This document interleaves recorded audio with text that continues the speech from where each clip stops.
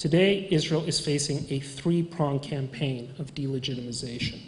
The first prong, if I may put it that way, comes from the Holocaust deniers. That is, Islamic extremists and fundamentalists who have always rejected Israel's right to exist and typically reject what they believe, wrongly, but that's another story, as the historical basis for Israel's existence, which is the Holocaust. Mahmoud Ahmadinejad is only the best-known figure in this campaign, but he's speaking for literally millions of Palestinians, Egyptians, Syrians, Saudis, Jordanians, Malaysians, and European Muslims who are of exactly the same view. These are the people who wish to deny the first Holocaust in order to perpetrate a second Holocaust.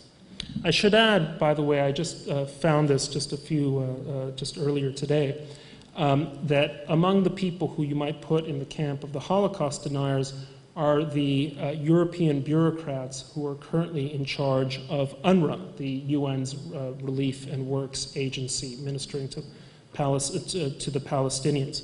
The head of the director of operations of UNRWA, who's an Irishman named John Ging, said earlier this month that, quote, "It was inconceivable that the Palestinian students should learn about the Holocaust while Israel has eliminated everything related to Palestine from the curricula of all its books." This is the head of a UN agency explaining why the UNRWA will not put information about the Holocaust in 8th grade Palestinian textbooks. But let's leave the UN for your 26th memorial lecture. Now, the second prong of delegitimization and the bizarre flip side of the first are those who, you might say, affirm the reality of the first Holocaust, but in the process facilitate a second one. These are the people I call the Holocaust fetishists. What do I mean by that? I mean the people who confuse victimization, whether genuine or perceived, with righteousness, and who look at Jewish powerlessness as a kind of moral ideal that Zionism, as a philosophy of Jewish empowerment, betrays by its very nature. This is seen constantly by the readiness with which Israel's progressive or left-wing critics resort to criticizing the Jewish state, calling Gaza a ghetto or a concentration camp, or calling the 2002 Battle of Jenin a reprise of the Warsaw Ghetto Uprising. It is seen in literary documents, such as the recent play by the well-known British playwright Carol Churchill, who wrote a short play called 7 Jewish Children that purports to tell the story of not only the coarsening, but the Nazification of Jewish ideals from the persecution of the Holocaust to the war in Gaza. And again, I just want to add parenthetically, it was especially depressing to me that when I went to report on the play in a New York City theater, it met with a rapturous response from an overwhelmingly Jewish Lower East Side audience. It's also seen in the increasingly bald comparisons between Israel and apartheid South Africa, played up in books like Jimmy Carter's Peace, Not Apartheid. It is seen in things like last week's Goldstone report, which accuses Israel of crimes against humanity and treats Israel's claims to the right of self-defense with contempt. Finally, the third prong in the campaign of delegitimizing Israel was popularized and given a stamp of intellectual respectability a few years ago by the book The Israel Lobby by University of Chicago professor John Mearsheimer and Harvard's Stephen Walt. This view doesn't quite call for Israel's destruction, but takes the view that Israel is a miscreant state, often working at cross purposes with core American interests, but using hidden levers of power to have the United States do its bidding, the proverbial tail wagging the dog. On this theory, the U.S. would be better served distancing itself from Arab and perhaps severing its alliance entirely in order to curry favor with the Arab world. This is a course that has long been advocated in significant precincts of the State Department, the punditocracy, and among various members of Congress. It could become significantly more influential in the corridors of power in the wake of an Israeli airstrike on Iran that causes a spike in the price of oil or leads to attacks on U.S. installations throughout, military installations throughout the Middle East. One other point is important to make in the matter of legitimacy. Since Israel became a state, some 50 other countries have come into existence in Africa, in Europe, in Central Asia, on the subcontinent, and in South America. Most of these states have been dismal failures, delivering poverty, dictatorship, war, chaos, and even in some cases genocide to their own people. Yet nobody asks whether Burma or Zimbabwe have a right to exist, or whether the creation of Bangladesh was a historical mistake, or whether Serbia ought to be wiped off the map. By contrast, Israel is that rare post-colonial miracle, a functioning, prosperous, pluralistic, liberal democracy. Its contributions to science, technology, the humanities, and popular culture are totally out of proportion to its actual size. And yet Israel is the one state whose right to exist is constantly called into question. Now, why is that? I would argue that the surest path to Israel's destruction is to wonder too deeply about the answer.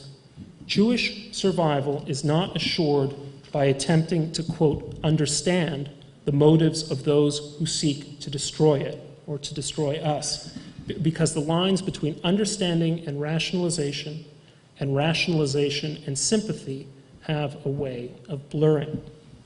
But it's also important to point out that, at least in the case of the Jewish state, there is no connection in the eyes of Israel's critics between performance, that is, how well Israel has done as a state, and legitimacy, that is, its right to exist. That means, in my view, that Jews and Israelis make a mistake when they attempt to justify Israel's existential rights by all the good the country has done. We do not spend our lives, our own lives, trying to justify our existence. We merely assert it. The first time I visited Israel, when I was a 9-year-old boy, my mother bought me a T-shirt that said simply, "Israel is real." And I remembered that T-shirt, and I think now that there's more wisdom in it than the switching of letters might suggest. Now, having listed the debit side of Israel's ledger, it's worth taking note of some of the assets. David Ben-Gurion famously said that in the Middle East, if you don't believe in miracles, then you're not a realist. I think he was wrong. I think he was wrong about the Middle East, but he was certainly right about Israel. Again, let's go back to demography. In 1950, the Jewish population of Israel stood at about 1 million people. It has increased more than 5-fold. If the United States had experienced similar levels of demographic growth over the same period, we would now be a country of 750 million people. And as I mentioned earlier, Jewish Israelis are alone in the entire Western world in having a robust birth rate. Israel solved a large part of its demographic problem vis-à-vis the Palestinians through its disengagement with Gaza. And while statistics relating to the Israeli Arab population are accurate, the Palestinians' own Census Bureau has almost certainly inflated population figures for political effect. So the demographic trends may be not quite as dire as I might have suggested a little earlier. Now take economics. With barely a drop of oil on its soil, Israel's GDP is $205 billion, or $30,000 per capita. In Saudi Arabia, which is sitting on the world's largest oil reserves, GDP per capita is $20,000. According to a wonderful forthcoming book by my former Jerusalem Post colleague Saul Singer and his brother-in-law Dan Senor, which is called Startup Nation, in 2008, per capita venture capital investments in Israel were 2.5 times greater than in the United States, more than 30 times greater than in Europe, 80 times greater than in China, and 350 times greater than in India. More venture capital flowed in absolute terms to Israel last year than to Germany and France combined. Israel has more companies listed on NASDAQ than any other country save the United States itself. Israeli GDP growth has outpaced the average growth of the rest of the developed world nearly every single year since 1995, 14 years. How has it accomplished all this? Partly, it's a matter of smarter policies that have made Israel an attractive place to work and invest. But as Dan and Saul point out, it's also a function of a culture that stresses flexibility, improvisation, persistence, second chances, informality, argument, skepticism, surprise, and perhaps above all, speed. Now take politics. For all of its inbuilt structural defects, particularly the system which hobbles every government with unwieldy and typically greedy coalition partners, Israeli politics is, for the most part, in a much healthier place than it was in the 1990s. Back then, Israel was a house divided against itself, and the tragic outcome was the assassination of Yitzhak Rabin. Today, Israel has once again found its political center of gravity, testified by the fact that Benjamin Netanyahu and Ehud Barak, former bitter political rivals, now work effectively together in a functioning coalition government. This is owed to a number of factors. The first was the discovery by Mr. Barak that the most Israel could offer the Palestinians was less than the minimum the Palestinians were prepared to accept at the Camp David talks of 2000. The second was the realization, following Ariel Sharon's decision to put up the security fence, that Israel's security was better assured having Palestinians on the other side of the fence, on the other side of a border, than on the inside of a border. And the third was the result of disengagement from Gaza, which, despite Hamas's worst intentions, has, in my opinion, made Israel more secure while also telling us something about what Palestinians intend to do with a state of their own. Now take the military. Israel's military is by far the most powerful in the Middle East and probably the most professionally competent army in the world. Its heavily modified F-15s and F-16s outclass everything, or nearly everything, the U.S. Air Force can fly. Israel also has probably the most advanced cyber warfare capability in the world, which is an area of combat that will be to the 21st century what air supremacy was to the 20th century and what naval supremacy was to the 19th and perhaps 18th century.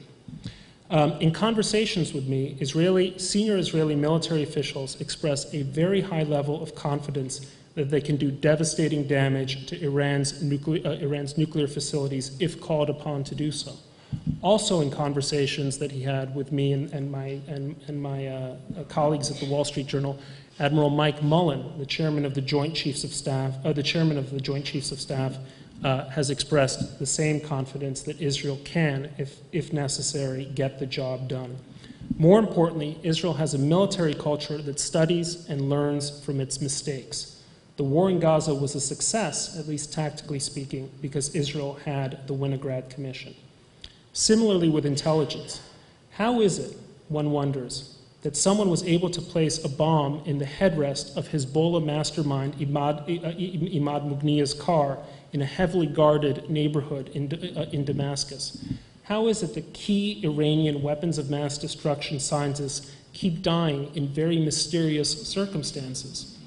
Why did Iran's only AWACS airborne radar plane just crash the day before yesterday? I'm just asking.